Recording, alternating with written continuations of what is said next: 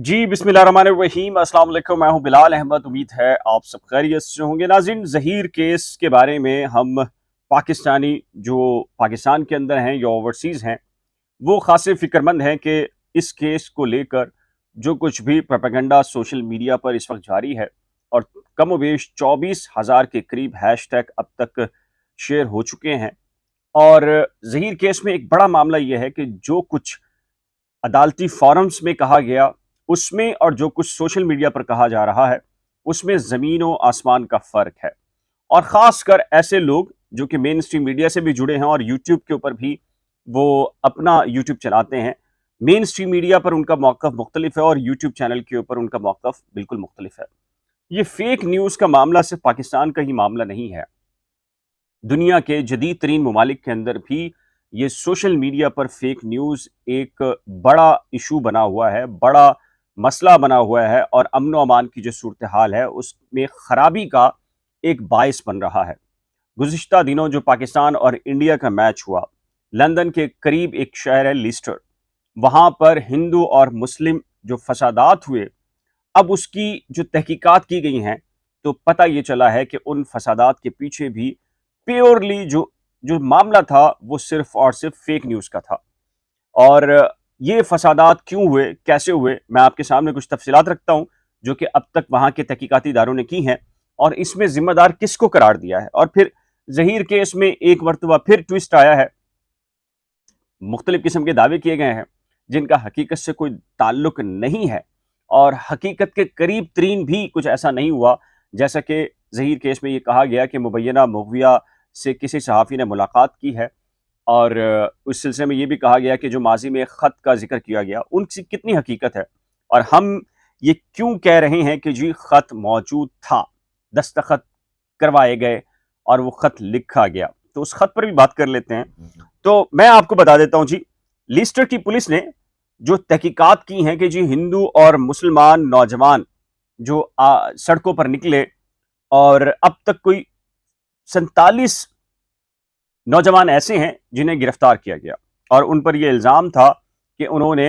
शहर में बदअमनी फैलाई। ये 28 अगस्त को इंडिया और पाकिस्तान की जो क्रिकेट मैच हुआ, इसमें मैच तो एक अलग मामला था, लेकिन ये जो लंदन के करीब 163 किलोमीटर दूरी फासले पर जो लीस्टर है, इसमें 17 और 18 सितंबर को जो मनाजिर देखे और सोशल मीडिया पर आप देखें तो जो मुस्लिम्स हैं वो अपने हिसाब से और जो हिंदू कम्युनिटी है वो अपने हिसाब से उन वीडियोस को धड़ाधड़ सोशल मीडिया के ऊपर शेयर कर रही है। और कहा यह जाता है कि इस तनाज़े की या लीस्टर में जो वाक़या हुआ इसके पीछे मामला ये था कि 28 अगस्त से दुबई में जो खेले जाने वाला जो पाकिस्तान और इंडिया का मैच था उसके बाद तवातुर के साथ इस शहर में और बरतानिया में कुछ वीडियोस को वायरल किया गया और वीडियोस जो पाकिस्तानी कम्युनिटीज़ थी उनमें पाकिस्तान जिंदाबाद के नारे और उनमें इश्तियाल दिलाने के लिए पाकिस्तान मुर्दाबाद के नारों पर मुश्तमिल कुछ वीडियोस थी। और इसी तरीके से हिंदू कम्युनिटी में वो वीडियोस को फैलाया गया जिसमें पाकिस्तान जिंदाबाद कहा जा रहा था और उनके जो मजहबी जज्बात थे हिंदुओं से जुड़े हैं उनके खिलाफ नारेबाजी दिखाई गई। और यही अमल जो हिंदू कम्युनिटी थी उनमें ये दिखाया गया कि जी मुसलमान जो है वो उनके साथ ज्यादती कर रहे हैं और मुसलमान हिंदुओं के साथ और हिंदू मुसलमानों के साथ ज्यादती कर रहे हैं। और हमने ये देखा है जब भी इस नौयत का मामला होता है, खुद कराची के अंदर कराची पुलिस चीफ ने बल्कि कार्रवाई की है कि लतानी अमेरिका की एक वीडियो है और उसमें एक खातून बच्चे के साथ हैं और उसके शौहर यानी कि जो गाड़ी चला रहा होता है उसको फायर करके जो है वो मुल्जिमान फरार होते हैं और उसको लतानी अमेरिका की उस वीडियो को कराची की स्ट्रीट क्राइम से जोड़कर कराची में जो अमन अमान की सूरत हाल है उसमें गैर हकीकी तस्वीर पेश करने की एक कोशिश की गई, उस पर भी कार्रवाई जारी है। बिल्कुल एग्जैक्टली सेम किया गया लंदन से 163 किलोमीटर तकरीबन की दूरी के ऊपर जो लीस्टर शहर है उसमें। और वहां पर चूंकि ये वो शहर है जहां पर मकामी अफराद के बजाय एशियाई जो ममालिक के अफराद हैं उनकी बड़ी खासी तादाद मौजूद है, हिंदू भी हैं और उसमें मुसलमान भी रहते हैं। वहाँ ये दोनों कम्युनिटीज़ के अंदर ये वीडियोस को वायरल किया गया और उनको इश्तियाल दिलवाया गया। और इश्तियाल में एक तरफ मुसलमानों की जो रैली निकली नौजवानों की, और कहा जाता है 100-150 अफराद उसमें थे, और फिर उसके बाद जो है वो हिंदू कम्युनिटी से ताल्लुक रखने वाले नौजवान भी जो है वो सामने आ गए, और उनकी तादाद कहा जाता है कि 200-250 या 300 थी। इस तरीके से जो लोकल पुलिस थी वो जहनी तौर के ऊपर, खासकर जो हिंदू नौजवान निकले तो तैयार नहीं थे, और इत्तला भी, इंफॉर्मेशन भी नहीं दी गई थी मुजाहिरीन की जानिब से कि वो प्रोटेस्ट कर रहे हैं। तो 8 से 9 या 10 कहा जा रहा है कि जी पुलिस एहलकार थे, और वो इस सिचुएशन को कंट्रोल करते रहे, और वहां पर बोतलें एक दूसरे के ऊपर मारी गई, और कहा जाता है कि एक आध शख्स को वहां से कुछ जख्मी भी हुआ है, और ये भी बताया गया कि इसी मामले के दौरान कोई एक कुत्ता भी है जो कि जख्मी हुआ है। जाहिर है कि उनके लिए बड़ा इंपॉर्टेंट होता है, तो उसको भी उन्होंने ऐड किया है कि जी ये बड़ा ही सेंसिटिव किस्म का मामला था। और अब लीस्टर की जो लोकल पुलिस है उसने जब ये तहकीकात की हैं कि ये क्या मामला है, उनके नजदीक तो कोई ऐसा इंसिडेंट हुआ ही नहीं कि मुसलमान हिंदुओं की प्रॉपर्टीज के ऊपर या हिंदू मुसलमानों की प्रॉपर्टीज के ऊपर या इश्तियाल अंगेज कोई वीडियो के मामला हो। पता ये चला कि उनके माबैन वीडियोस फैलाई गई और उनमें इश्तियाल दिलवाया गया, और उस इश्तियाल के नतीजे में जो नौजवान है वो नौजवान बाहर निकले और उनकी जानिब से ये सब कुछ किया गया। तो सोशल मीडिया एक इंतहाई गैर जिम्मेदार टूल आज भी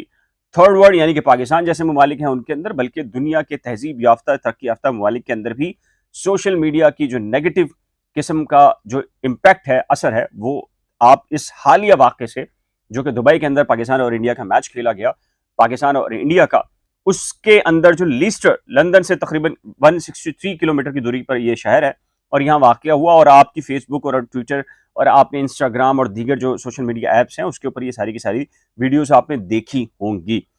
अब इस केस को लेकर जो लंदन का ये वाला लिस्टर का जो वाकया है, जहीर केस बिल्कुल एग्जैक्टली फिट होता है। जहीर केस में 24,000 के करीब अब तक हैशटैग बनाए गए हैं, और इसमें से तकरीबन को 20,000 वीडियोस ऐसी हैं जो कि एक ऐसे नजरिए नुक्ता निगाह पर खड़ी हैं जिसका हकीकत से दूर तक कोई ताल्लुक नहीं है। गैंग हो, ह्यूमन स्मगलिंग हो, या रेप के कुछ ऐसे मामला हो, सरासर बेबुनियाद किस्म का एक प्रोपेगेंडा है। और फिर कल ये बताया गया कि जी कुछ लोगों की मुलाकात हुई है DG Sindh child protection bureau से, और बताया गया कि इसी मुलाकात के दौरान बच्ची से यानी कि मुबैना मुग़विया से मुलाकात हुई है, और सारे अपने मतलब की जो चीज़ें थी वो बयान की गई। हालांकि हर एक पढ़े लिखे इंसान को मालूम है कि